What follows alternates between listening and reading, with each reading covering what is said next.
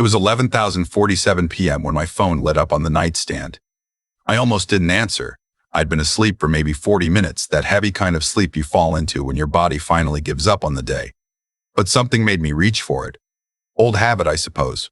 When you're in your 60s and your kids are grown and your parents are gone, late calls don't usually mean good news.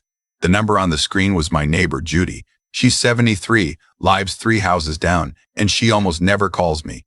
Texts sometimes. Never calls. Certainly not at midnight. I picked up. "Your son's car is in my yard," she said, "and your front door is wide open." I sat up. What? His car went up over the curb. He walked inside, left the door open. "I've been watching it for 10 minutes. Thought you should know."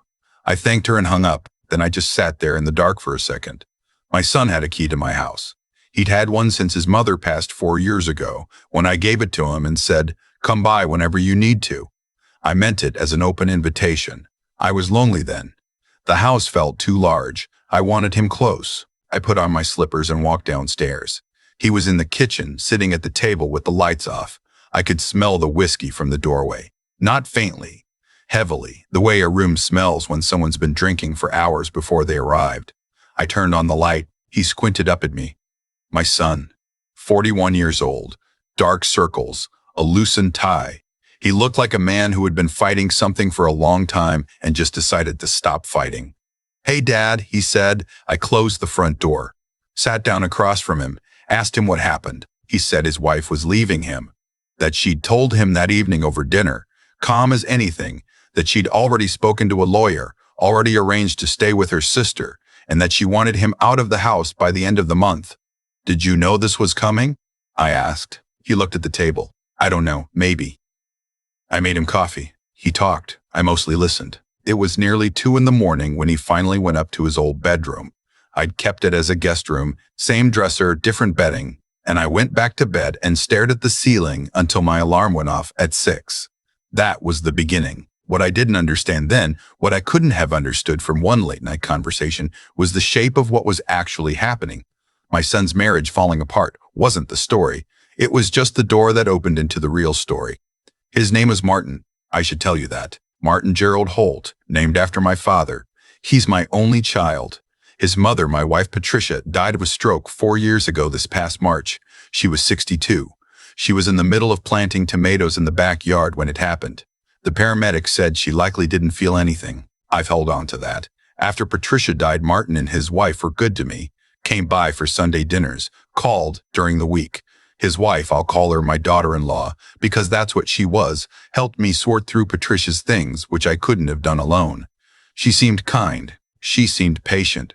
I trusted her the way you trust someone who shows up when it counts. I was wrong about a lot of things, but I'm getting ahead of myself. In the weeks after Martin showed up at my door, he came by often.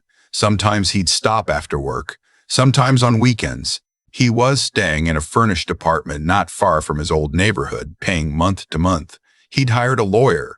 Things were moving. What I noticed, slowly, was that he seemed more relieved than devastated. That surprised me. He'd been with this woman for 16 years, married for 11. I expected more grief.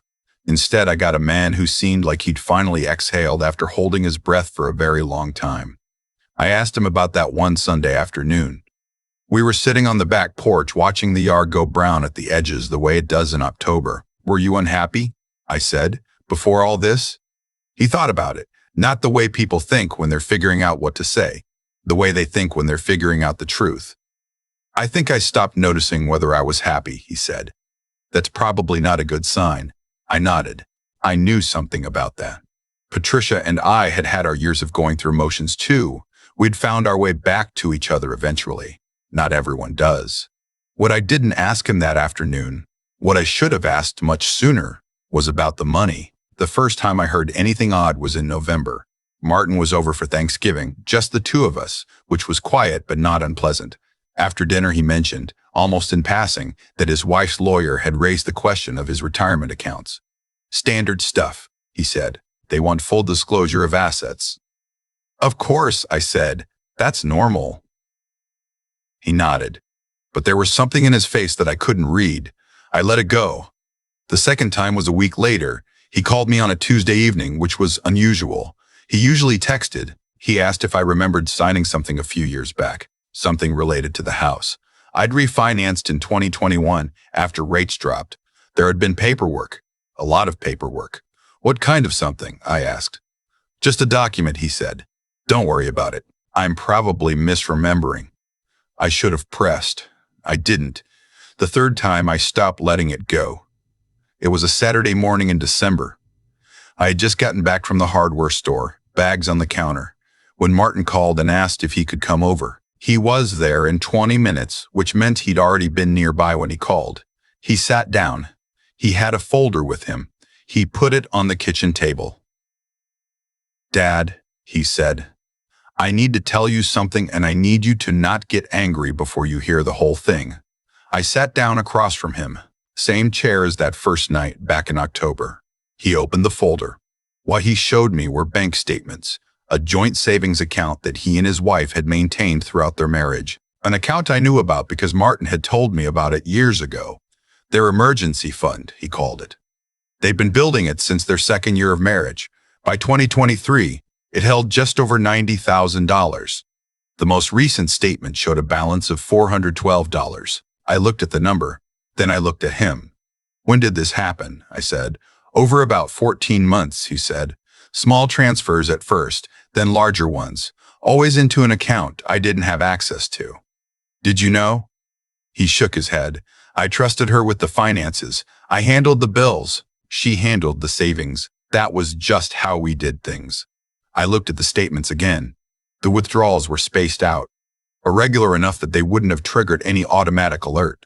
Regular enough that, added up, they cleared out nearly everything. Has your lawyer seen this? I asked. That's why I know, he said. She had to disclose accounts during discovery. That's when her lawyer mentioned an account in her name only. That's when I asked for these. I closed the folder. I put my hands flat on the table. My daughter-in-law had spent 14 months quietly emptying their savings account.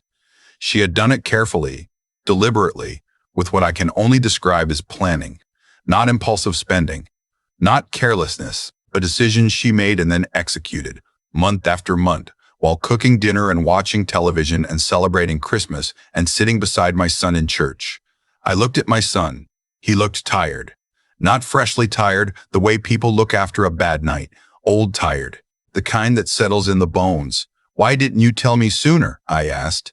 I didn't want to worry you, he said. You've been through enough. He meant Patricia. He was always trying to protect me from things since Patricia died. I loved him for it, and it drove me absolutely crazy. What followed was the part that doesn't make for a clean story. Divorce proceedings rarely do. There were depositions. There were motions. His lawyer was competent. Her lawyer was aggressive. There were weeks where Martin would come by and say nothing much had moved, and weeks where everything seemed to happen at once. And through all of it, he carried this particular stillness that worried me more than tears would have. I kept thinking about the savings account, $90,000, bled out over 14 months. The patience of it. The coldness. I asked him once, late into the proceedings, whether he had any idea what she'd done with the money. He said he had a theory, that she'd been planning to leave for longer than she let on, that the money was a head start. Security she was building for herself, independently, before she made her move. That's premeditated financial abandonment, I said. I didn't know if that was a legal term. It just seemed like the right one. He shrugged. Her lawyer is calling it marital asset management. I thought about Patricia. About how, when we were struggling financially in our 30s, we sat down at the same kitchen table and laid everything out. Every account, every debt, every dollar. Not because we had to, because that was what trust looked like. Because the point of building something together was that it belonged to both of you equally, and you didn't move it without the other person's hands on it too. I missed her profoundly in that moment, not just as my wife, but as the example she set every single day of what it meant to be a partner to someone. The settlement came through in April. Martin got less than he should have, in my opinion, though his lawyer said it was fair given what could be proven. The savings account was the sticking point. Her legal team argued that the transfers were for household expenses and personal investments, and without documentation of exactly what the money went toward, the burden of proof was difficult. They settled. Martin walked away with a number that was a fraction of what had been taken. He called me the evening after it was final. He sounded steady. Tired, but steady. "It's done," he said. "How do you feel?" I asked. "Like I can start again," he said. I told him that was the right way to feel. I told him his mother would be proud of how he'd handled himself. He got quiet for a moment and then said thank you, and we talked about nothing much for another half hour, the way you do when the important thing has already been said. Here is the part I haven't told you yet. 3 days after the settlement was finalized, I received a phone call from my daughter-in-law. This surprised me. We hadn't spoken directly since the previous October. She had my number. I'd never changed it, but I didn't expect her to use it. I answered. She was polite. Initially, she asked how I was doing. I said fine. Then she got to it. She said that during the discovery process, some paperwork had come to her attention. Documents related to my home. She said she was reaching out because she wanted to make sure I was aware of everything that had been filed, and that if I needed any clarification, she was happy to talk. I sat down. "What documents?" I said. She mentioned the refinance, the 2021 paperwork. She said that in one of the documents, an addendum she had helped Martin gather when they were trying to qualify for a better rate on their own home that same year, I had co-signed something. She said the document, as written, created a form of interest in my property. "I don't remember signing anything like that," I said. "Well," she said, and her voice was completely even, "you may want to look into it." She said it gently, almost helpfully, like a neighbor alerting you to a leak. I thanked her. Hung up. Then I called my own lawyer. What he found, 3 days later, was both better and worse than I feared. The document existed. It had my signature on it. During the 2021 refinance, a secondary document had been included in the closing packet, one that I had signed without fully understanding what it was. The language was technical. It had been written in a way that, embedded in 40 pages of standard refinancing paperwork, would not have stood out to most people. It purported to assign a partial interest in my home to Martin and his wife jointly, in exchange for a loan of $25,000 they had allegedly extended to me. I had received no such loan.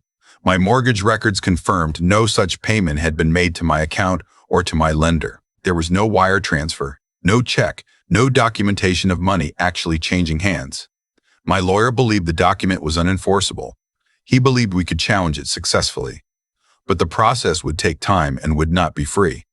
I sat in my kitchen for a long time after that call, $25,000 in a fictional loan, a lien-adjacent document tucked into a refinance packet, and a phone call timed to arrive 3 days after the divorce was final, when she had nothing left to lose and perhaps something to gain, pointing me directly toward it. I thought about that timing. I thought about it for a long time. She hadn't called to warn me. She had called to remind me she had a card to play. I called Martin. He came over within the hour. When I showed him the document, he stared at it for a long time without speaking. His jaw did something I recognized from when he was small, a tightening, a pushing down of something he didn't want to say in front of me. "I didn't know about this," he said. "I believe you," I said, and I did, completely. "She handled paperwork sometimes," he said. "When I was traveling, she'd go to closings in my place. She had a limited power of attorney for one of our own transactions, and I never revoked it. I should have. I didn't." He set the document down. "Dad, I'm sorry. This isn't yours to apologize for," I said. "It happened in my marriage," he said. "It was my Martin," I said. I put my hand on his arm. "This is not yours to carry." He nodded. He looked like he was 12 years old and 60 years old at the same time. We sat there for a while. The legal process took 7 months. My lawyer filed a challenge to the document on the grounds of lack of consideration. The money it claimed had been lent to me had demonstrably never been paid. We pulled bank records, mortgage statements, tax filings. We built a clean record that showed, clearly, that no $25,000 had ever passed between us. Her lawyer pushed back. Not because they had a strong case, my lawyer told me, but because that's what lawyers do when they've been paid to push back. There was a mediation. I did not attend. My lawyer attended on my behalf. I was told afterward that she had proposed a settlement, that in exchange for her releasing any claim on the document, I would pay her a sum of money. The figure was not small. My lawyer said no. 3 weeks later, her claim was dismissed. I don't know what she did next. I don't know where she is living now or what her life looks like. I stopped tracking it. I had about 4 months of tracking it before I understood that it was costing me something I couldn't afford to keep spending. My attention, my peace, the hours between dinner and sleep that I'd rather use for other things. Martin remarried 2 years after the divorce. Her name is June. She is 55, works as a physical therapist, and has a daughter in college and a golden retriever named something I always forget and then feel bad about forgetting. She and Martin seem like people who have chosen each other carefully and aren't taking the choice lightly. I like her. I like the way she talks to Martin, directly, without performance. I like that she laughs at things that are actually funny rather than things she thinks she's supposed to find funny. I like that when she came to my house for the first time, she sat at my kitchen table and asked me what Patricia was like, not to be polite, because she actually wanted to know. I told her about the tomatoes. She said that's a good way to go, outside, with your hands in the ground. I thought about that for a while afterward. I'm 67 now. I live in the same house I've lived in for 31 years, the one my lawyer defended, the one with Patricia's rose bushes still along the back fence, because I can't bring myself to pull them out even though I don't really know how to tend them properly. The house is paid off. It will go to Martin when I'm gone, and whatever happens after that is between him and June and life. People ask me sometimes, friends, mostly, the ones who know the whole story, whether I'm angry, whether I hold it against my son for being married to someone who turned out to be who she turned out to be. I tell them no, and I mean it. You don't always know who a person is until conditions change. People reveal themselves under pressure, under comfort, under long stretches of ordinary time when they think no one is paying close attention. My daughter-in-law had been building an exit for at least 2 years before she used it. She'd been siphoning money, preparing documents, calculating. And all the while she had been sitting at my kitchen table, eating meals I cooked, and telling me she was so glad Martin had such a supportive father. I used to find that monstrous. Now I mostly find it sad. Whatever she was afraid of, whether she was afraid of being left, or afraid of being poor, or afraid of some version of the future that existed only in her own head, she spent 2 years in fear of it. She made every choice from inside that fear. That's not a life I would want. Martin made different choices.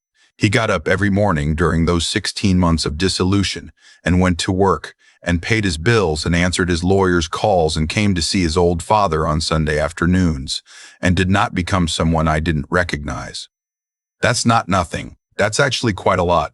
The last call I got from my daughter-in-law was the one I already told you about, the one meant to rattle me. I've thought about what she expected from that call. I think she expected panic. Maybe a negotiation. Maybe. And this is the version that stays with me. She expected me to call Martin and let the stress of it poison what was left of my relationship with him. One more thing to unravel. What she got instead was silence. I didn't call Martin that night. I didn't call anyone. I made a cup of tea.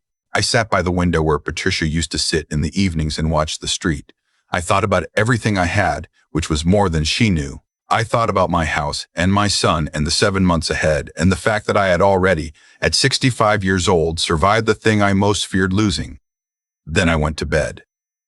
And in the morning, I called my lawyer. I've had a lot of time to sit with everything that happened. Not the legal parts, those resolve themselves, eventually, the way most things do when you have the patience to let the truth sit still long enough for people to see it clearly. I mean the other parts, the quieter ones. The ones that don't have a case number. What I keep coming back to is this. My daughter-in-law didn't become who she turned out to be overnight. The woman who sat at my kitchen table and helped me sort through Patricia's clothes, she was already planning. The woman who called me 3 days after the divorce was final, with that even, helpful voice she had been calculating for a long time before she picked up the phone. You don't drain $90,000 over 14 months by accident. You don't tuck a fraudulent document into a refinance packet without knowing exactly what you're doing.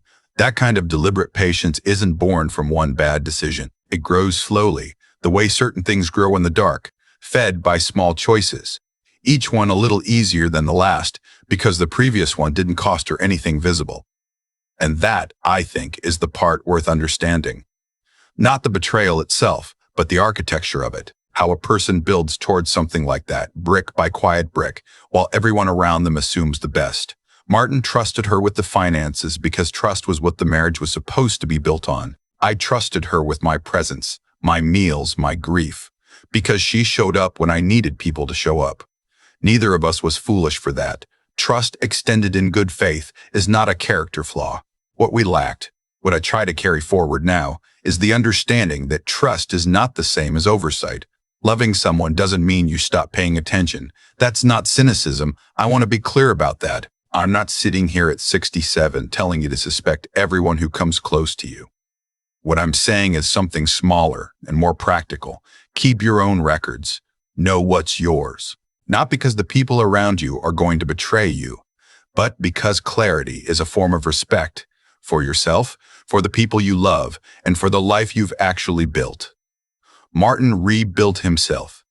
He didn't do it by being angry, though God knows he had the right. He did it by making different choices, smaller, steadier ones. He found June. He came to Sunday dinners. He called during the week. He became, in the years after all of it, the kind of man I always hoped he'd be. Not because things went well for him, but because they didn't, and he chose carefully anyway.